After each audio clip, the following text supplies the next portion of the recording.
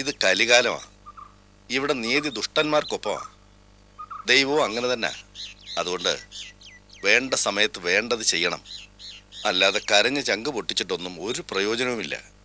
ഞാനൊന്നിനുമില്ല അച്ഛാ. അപ്പുവേട്ടനും ആര്യയും തമ്മിലുള്ള വിവാഹം നടക്കുന്നതിന്റെ തലേന്ന് ഞാൻ ഇറങ്ങും. എങ്ങോട്ട്? അറിയില്ല. ചിലപ്പോ മരണത്തിലേക്കാകാം. ഇല്ലെങ്കിൽ അതപ്പോഴേ അറിയാൻ കഴിയൂ. നേരത്തെ അച്ഛൻ എന്നെ ഒരുപാട് ചോദ്യം ചെയ്തിരുന്നു, ശാസിച്ചിരുന്നു. ഞാൻ ക്ഷുദ്രകർമ്മം ചെയ്തതിന്റെ പേരിൽ. ഇനി ഞാൻ സത്യം തുറന്നു പറയാം. ജ്യോത്സ്യരെല്ലാം പറഞ്ഞതാണെങ്കിൽ കൂടി ഞാൻ ആഭിചാര കർമ്മം ചെയ്തിരുന്നു. പക്ഷേ അത് മറ്റാരെയും നശിപ്പിക്കാനല്ല, ആര്യ ഒഴിവാക്കാനാ, ആര്യ അപ്പുവേട്ടനെ മറക്കാനാ. അവിടെ ഞാൻ പരാജയപ്പെട്ടു. എന്നുവെച്ചാ അവരൊന്നിക്കണം, അതാ തലയിലെഴുത്ത്. എനിക്കിനി ഒന്നും വേണ്ടച്ച. കുറച്ച് ദിവസം, വളരെ കുറച്ച് ദിവസമെങ്കിലും മനസമാധാനത്തോടെ ഒന്ന് കഴിയാനൊരവസരം. കല്യാണശേഷം അതെന്തെന്ന് പോലും ഞാൻ അറിഞ്ഞിട്ടില്ല. അതുകൊണ്ടാ.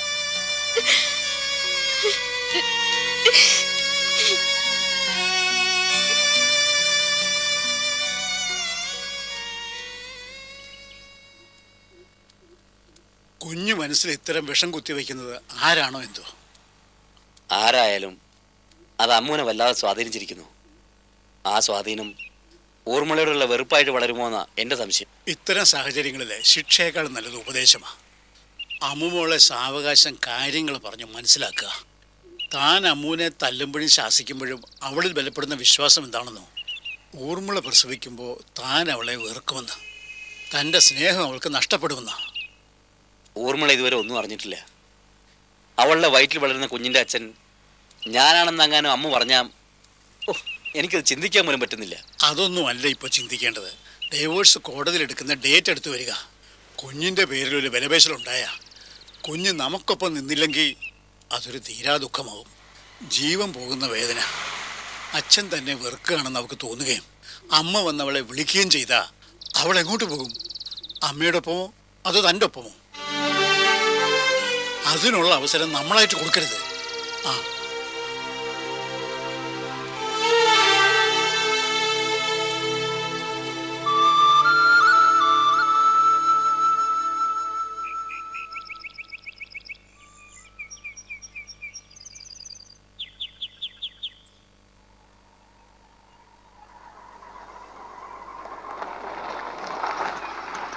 എത്രയായി?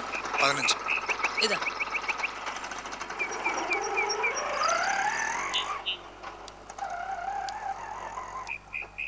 ക്ഷേത്രത്തിൽ പോയിട്ടുള്ള വരവായിരിക്കും.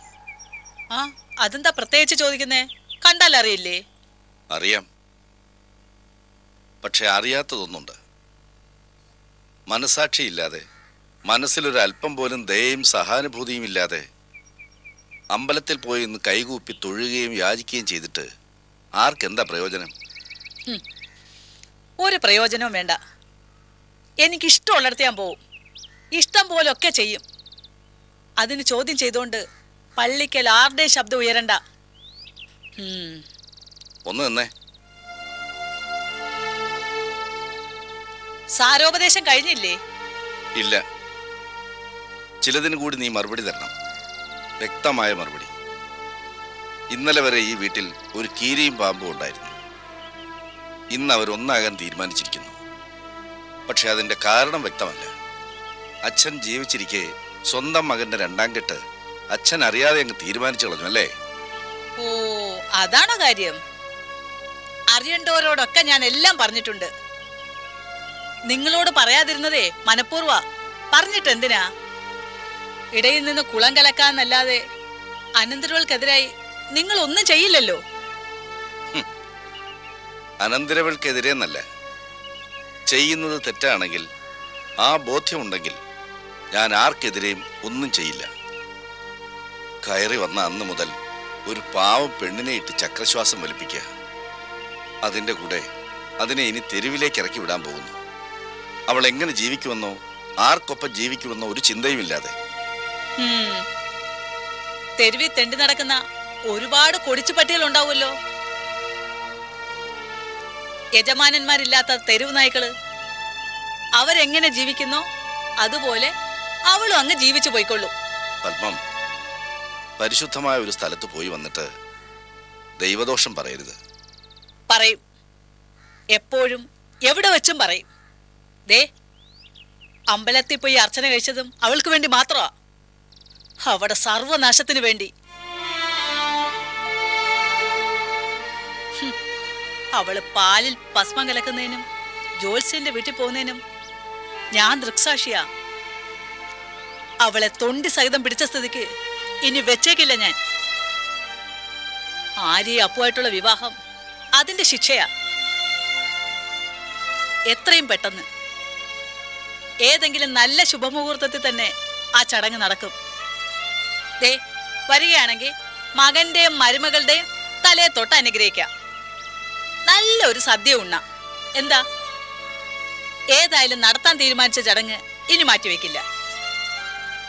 അതെന്റെ ശപഥമാ.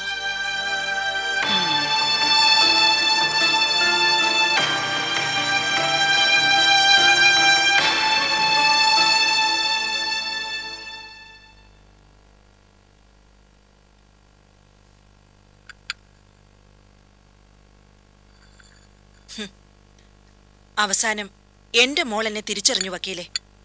ഇപ്പോ അവൾക്ക് എന്നെ കാണുന്നത് എന്ത് സന്തോഷാണെന്നറിയോ? അമ്മയും മകളും തമ്മിലുള്ള ബന്ധം ആത്മാർത്ഥമാവണം. അമ്മ ചെന്ന് വിളിച്ചാൽ മകൾ ഇറങ്ങി വരാൻ പാകത്തിന്. സ്വന്തം അച്ഛൻ മറ്റൊരുവളെ വിവാഹം കഴിച്ചെന്നറിഞ്ഞ ഏത് മകളാ അച്ഛനൊപ്പം കഴിയാൻ ആഗ്രഹിക്കുക? കുഞ്ഞാണെങ്കിലും അവൾക്കും തിരിച്ചറിവൊക്കെ ഉണ്ടല്ലോ. ഞാൻ വിചാരിച്ചതുപോലെയല്ല, മർമ്മത്തിൽ തന്നെ മേടം കയറി പിടിച്ചത്. അതെ, അവളുടെ ആന്റിയുടെ വയറ്റിൽ വളരുന്ന കുഞ്ഞ് ശ്യാമോഹന്റേതാണെന്ന് ഞാൻ അമ്മുനെ വിശ്വസിപ്പിച്ചു.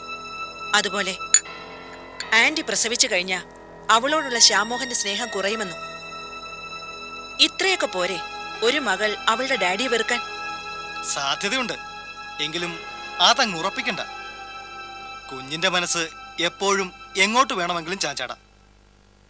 ഇത്രയും നാൾ സ്നേഹിച്ചതിന്റെ, സംരക്ഷിച്ചതിന്റെ നന്ദി അമ്മമോള് അവളുടെ ഡാഡിയോട് കാണിക്കില്ല എന്ന് കരുതുന്നത് വിട്ടിത്തമാണ്.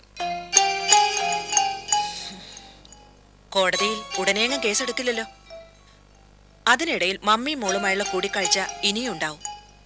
ഓരോ കൂടിക്കാഴ്ചയിലും മമ്മിയെ സ്നേഹിക്കാനും ഡാഡിയെ വെറുക്കാനുമുള്ള പാഠങ്ങളാവും ഞാൻ അവൾക്ക് പറഞ്ഞു കൊടുക്കുക. കുഞ്ഞമ്മയ്ക്കൊപ്പം നിൽക്കുമെന്ന് മാഡം എനിക്ക് ഉറപ്പ് തന്നാൽ ബാക്കിയൊക്കെ എനിക്ക് വിട്ടേരെ. അമ്മയ്ക്ക് മകളെ എന്നേക്കുമായി നേടിത്തന്നേക്കാം. എന്റെ ഭാഗം ഞാൻ ക്ലിയറാക്കും. സർക്കസിലെ കോമാളിയാൻ പോകുന്നതേ അയാളാ, ശ്യാമോഹൻ. ഇത്രയും നാളും മകൾക്കൊപ്പം അയാൾ സുഖിച്ചില്ലേ? ഇനി അങ്ങോട്ട് ഞാൻ സുഖിക്കട്ടെ.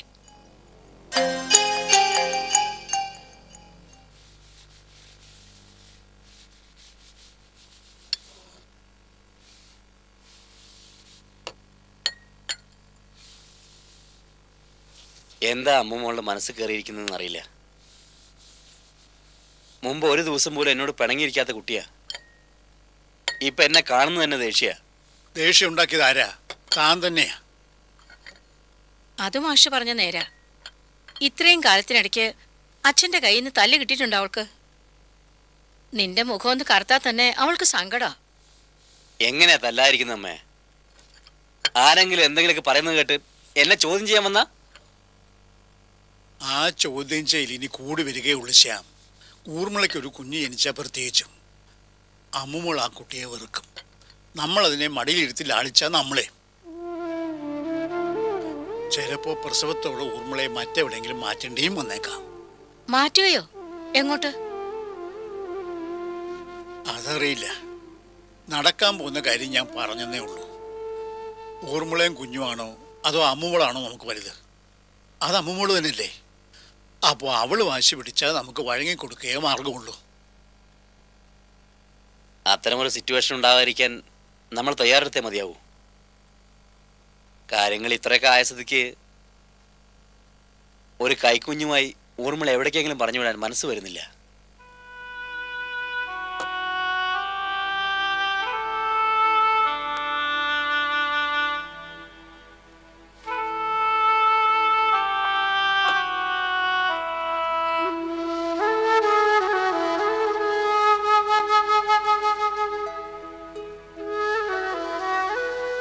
മാഷേ, ഞാനൊരു കൂട്ടം പറഞ്ഞോട്ടെ. ശ്യാമിന് ഊർമിളെ പറഞ്ഞു വിടാൻ മനസ്സ് വരുന്നില്ല. നമുക്കും അങ്ങനെ തന്നെ. അമ്മമോളാണെങ്കിൽ ഊർമിള പ്രസവിക്കാൻ പോകുന്ന കുട്ടി ശ്യാമിൻ്റെതാണെന്ന് വിശ്വസിക്കുകയും ചെയ്യുന്നു. എന്നാ പിന്നെ ശ്യാമിന്റെ ഊർമിളയുടെ ഒന്നാകലിനെ പറ്റി ഒന്ന് ചിന്തിച്ചാലെന്താ? എടോ താൻ അതെ, അവരുടെ കല്യാണത്തെക്കുറിച്ച് തന്നെയാണ് ഞാൻ പറഞ്ഞത്. ആ കുട്ടിയുടെ ഭർത്താവ് മരിച്ചുപോയ സ്ഥിതിക്ക് ഇനി ആരാ അവൾക്ക് മറ്റവകാശികൾ? അതൊക്കെ ശരിയാ. പക്ഷെ താൻ ഒരു കാര്യം മറക്കരുത്, ഹരി മരിച്ചു എന്നുള്ള സത്യം ഊർമിള ഇതുവരെ അറിഞ്ഞിട്ടില്ല.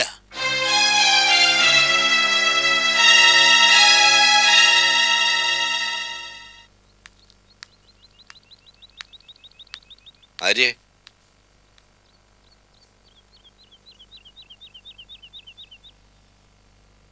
അപ്പുവുമായുള്ള കല്യാണം ഉറച്ചു അല്ലേ?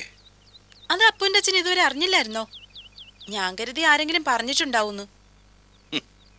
ആരുടെ മുന്നിലും തല കുനിച്ചിട്ടില്ല. എവിടെയും ശിരസ് ഉയർത്തിപ്പിടിച്ചേ നിന്നിട്ടുള്ളൂ. ജീവിതത്തിൽ ആദ്യമായി നിന്റെ മുന്നിൽ തല കുനിക്കുക, യാചിക്കുക. എന്റെ മായയുടെ ജീവിതത്തിനായി, അവളുടെ മനസ്സ് ശാന്തമാകാനായി. ദയവ് ചെയ്ത് നീ ഈ കടുങ്കൈ ചെയ്യരുത്. ഒരു പാവം പെണ്ണിനെ ആരോരുമില്ലാതെ ആയുസറ്റ് പോകുന്നതുവരെ നരകയാതന അനുഭവിക്കാൻ ഇടവരുത്തരുത്. എനിക്ക് നല്ല വിഷമമുണ്ട് അപ്പുവിന്റെ അച്ഛന്റെ വാക്ക് കേൾക്കാൻ കഴിയാത്തതിൽ. ഞാൻ നിസ്സഹായിയാണ്. മകളുടെ വിവാഹം കാണാൻ, ഭർത്താവുമൊത്ത് മകൾ വരുന്നത് കാണാൻ കൊതിച്ചിരിക്കുന്ന 2 വൃദ്ധജന്മങ്ങളുണ്ട് എന്റെ വീട്ടിൽ. എന്റെ അച്ഛനും അമ്മയും തന്നെ. അവരുടെ ആഗ്രഹം നിറവേറാനായി ആഗ്രഹിച്ച പുരുഷനെ തന്നെ ഞാൻ സ്വന്തമാക്കുന്നു, അയാളുടെ പൂർണ്ണ സമ്മതത്തോടെ. മക്കള് പ്രായപൂർത്തിയായി കഴിഞ്ഞാൽ മാതാപിതാക്കൾ അവരുടെ കല്യാണം നടന്നു കാണാൻ ആഗ്രഹിക്കും. അത് സ്വാഭാവികമാണ്. അപ്പോഴവരുടെ പ്രാർത്ഥന മക്കളും മരുമക്കളും തമ്മിലുള്ള ബന്ധം ഒരു ദിവസം കൊണ്ട് തീരണം എന്നല്ല, അതൊരാജീവനാന്ത ബന്ധമാകണമെന്ന. ഇവിടെ മായയുടെ കണ്ണീര് കാണാതെ നീ വെട്ടിപ്പിടിക്കുന്ന ജീവിതം എത്ര നാൾ മുന്നോട്ട് പോകുമെന്ന് എപ്പോഴെങ്കിലും നീ ചിന്തിച്ചിട്ടുണ്ടോ? ഭാവിയെക്കുറിച്ച് എനിക്ക് വലിയ ശുഭപ്രതീക്ഷയൊന്നുമില്ല. ഇവിടേക്ക് വന്നത് ഒരു വലിയ കണക്കുകൂട്ടലോടെയാ. കിട്ടാനുള്ള പണം അപ്പുവിന്റെ പക്കൽ നിന്നും വാങ്ങിയിട്ട് ചിലതൊക്കെ ചെയ്തു തീർക്കാന്നുള്ള കണക്കുകൂട്ടലിൽ ഒന്നും നടന്നില്ല. അവസാനം പണത്തിനു പകരം കിട്ടിയത് അപ്പൂനെയാ. കിട്ടിയതിരിക്കട്ടെ, ഇനിയൊരു നഷ്ടക്കച്ചവടത്തിന് ഞാൻ ഒരുക്കമല്ല. സ്ത്രീധനം ഇല്ലാത്ത വിവാഹം ആയതുകൊണ്ട് ആ ഇനത്തിൽ എന്റെ അച്ഛനും അമ്മയ്ക്കും കുറെ ലക്ഷങ്ങൾ ലാഭമാവുമല്ലോ. ശരി, താൽക്കാലിക ലാഭത്തിനായി ചെയ്യാൻ പാടില്ലാത്ത കർമ്മം ചെയ്തോളൂ. പക്ഷേ പിന്നെ മായ ഉണ്ടാവില്ല. ഉരുകി ഉരുകി അത് തീരും. മരണം അവളുടെ വേദനകൾക്ക് പരിഹാരമാവുമ്പോൾ അവളുടെ മരണശേഷം നിങ്ങളുടെ സന്തോഷം തോരാ കണ്ണീരായി നിങ്ങളുടെ നേരെ തന്നെ തിരിച്ചു വരും. വേദന തിന്നു തിന്ന് മരണത്തിന് കീഴടങ്ങിയ ഒരു പെണ്ണിന്റെ ആത്മാവ് നിനക്കോ അപ്പൂനോ ഒരിക്കലും സ്വസ്ഥത തരില്ല. ഒരിക്കലും.